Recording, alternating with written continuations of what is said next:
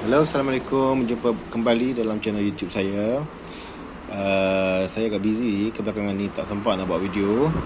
Jadi hari ini saya kembali untuk memenuhi request daripada Farhana Musa, yang mana minta saya menunjukkan cara menyelesaikan Rubik Piramin 2x2. Saya pernah buat satu video sebelum ni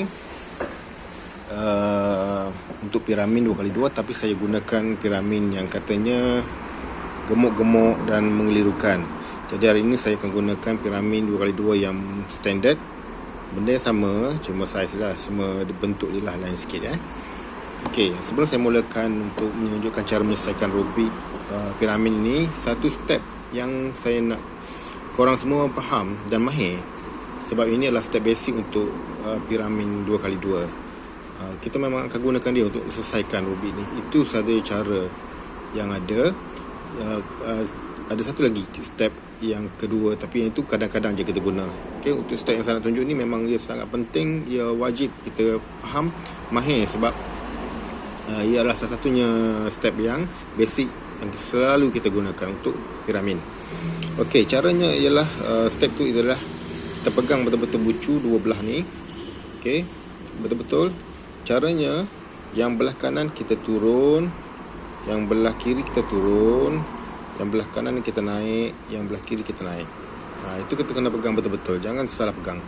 Okey, ulang balik, turun, turun, naik, naik.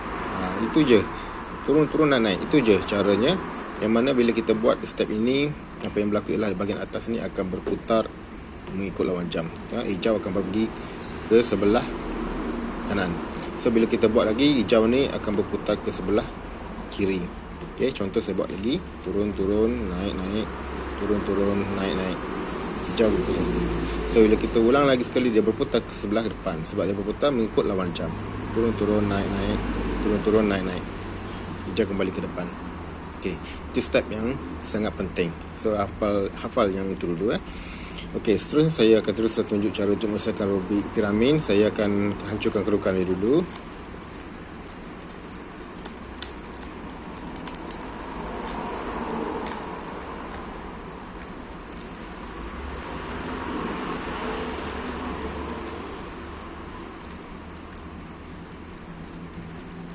Okey, bolehlah, agak dah hancur.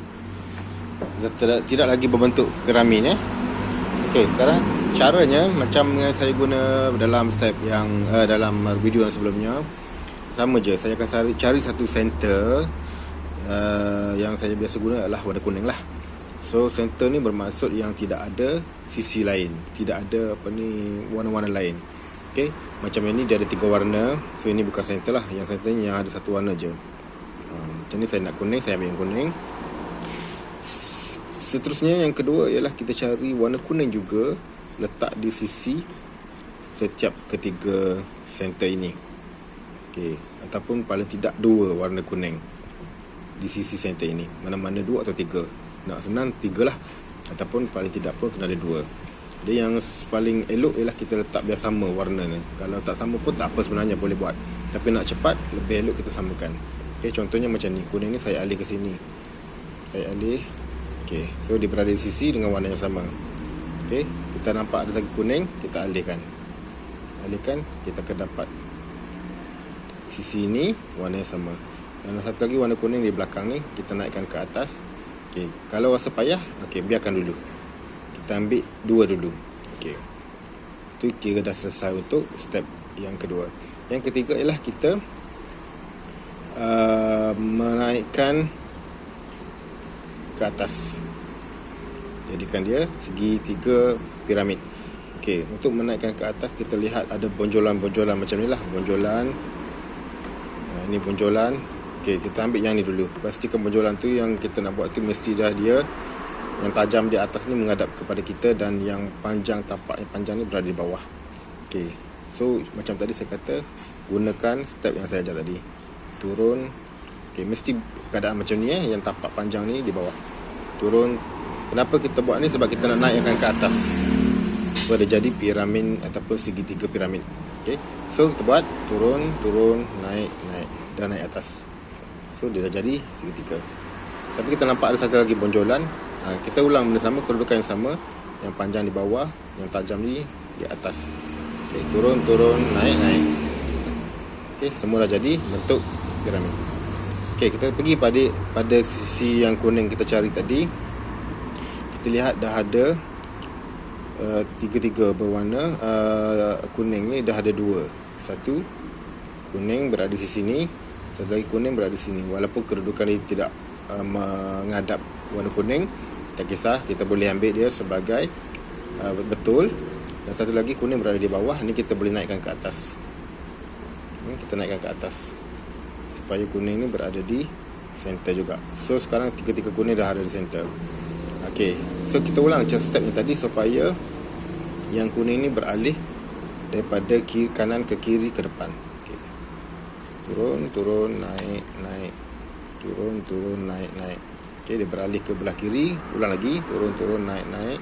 Turun, naik. Okay, kuning dah datang ke depan.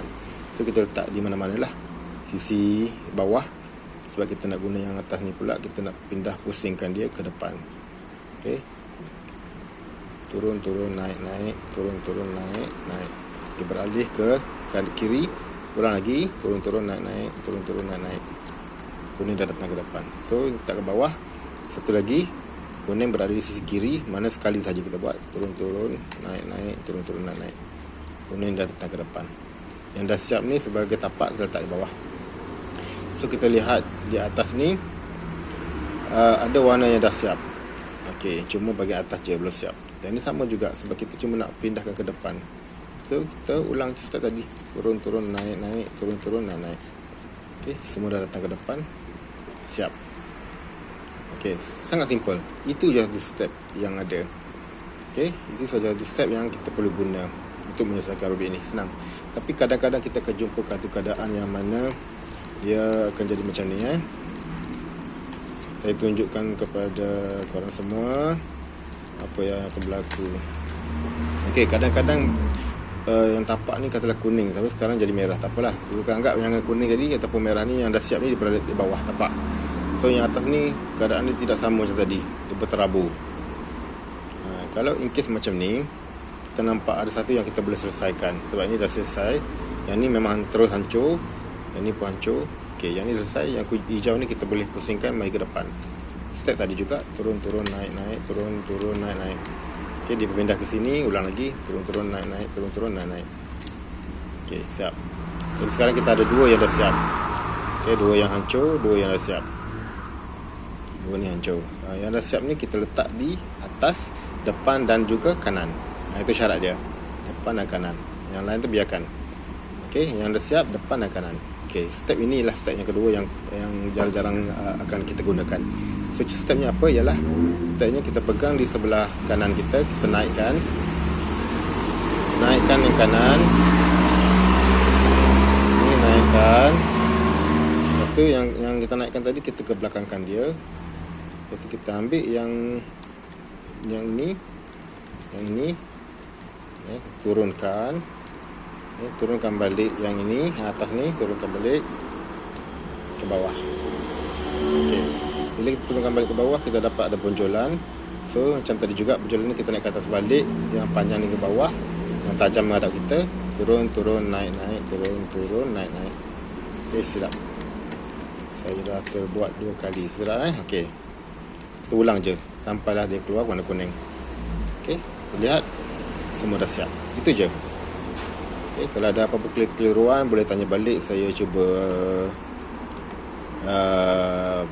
fahamkan apa masalah yang mungkin timbul dalam Rubik yang korang buat. Saya akan tunjuk caranya. Okey, itu saja dulu. Selamat mencuba.